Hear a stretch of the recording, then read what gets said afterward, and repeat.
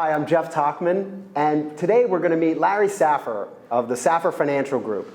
And Larry has a great story, great background. We're going to learn a little bit about him and his business. Larry, tell us a little bit about your background. How did you ever get started in the financial business? Well, people shared with me that I should be in this business because I like to talk a lot. And I'm a personable person, as I've been told.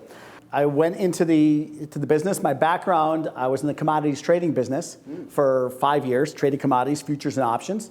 And that is the riskiest way in which to invest money. So it made me realize what risk is really all about, and able to transfer that experience to my clients and how to teach them how to create more money for them without taking risk.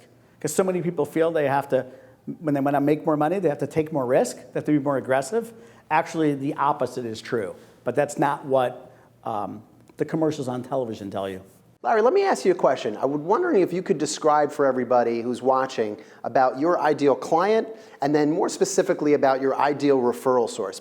Well, the ideal client is someone typically who's married, has children, looking, they have a vision for their family in terms of what they want to have. Send children to college, retire, of course, which we all want to do. But maybe has to do business transition planning as well. They have a business, they built it up, they want to sell it. How do I market my business to sell it? What do I do? And that's a specialty of mine. I surround myself with professionals to help people build up their businesses and transition them into retirement. Now, let me give a suggestion that might be helpful for those of you at home and also perhaps for you. So when you're at a networking event, what a lot of people do, where you go from one person to another. You meet one, you finish the conversation, you go to another. You meet them, you finish the conversation, you go to another. Well, there's another technique that we can use. Simply have that conversation with someone at a networking event and follow a 4-step process before asking for another introduction. First, find out about them.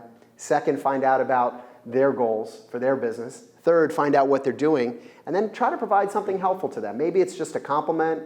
Maybe it's an introduction or an invitation, but when you're done with that process of finding out about them, their goals and their actions and helping them, then you can ask, who else do you know here that you think I should talk to? Getting an introduction from someone else at the event can be extremely powerful.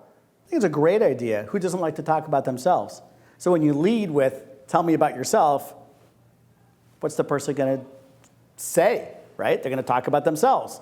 It allows you to get to know them and get a conversation going. Great idea. Thank you, thank you.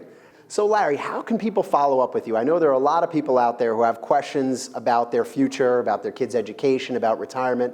What's the best way for people to get in touch with you when they have questions? Sure. I'd love for people to visit my website. There's a ton of information on there. If they would go look at something called the Living Balance Sheet, it's a 3-minute video. It will really share with people what makes me different than anyone else they've ever met before. Very good. And we'll have your phone number on the screen as well so people can reach out to you and maybe set up an initial consultation. Fantastic.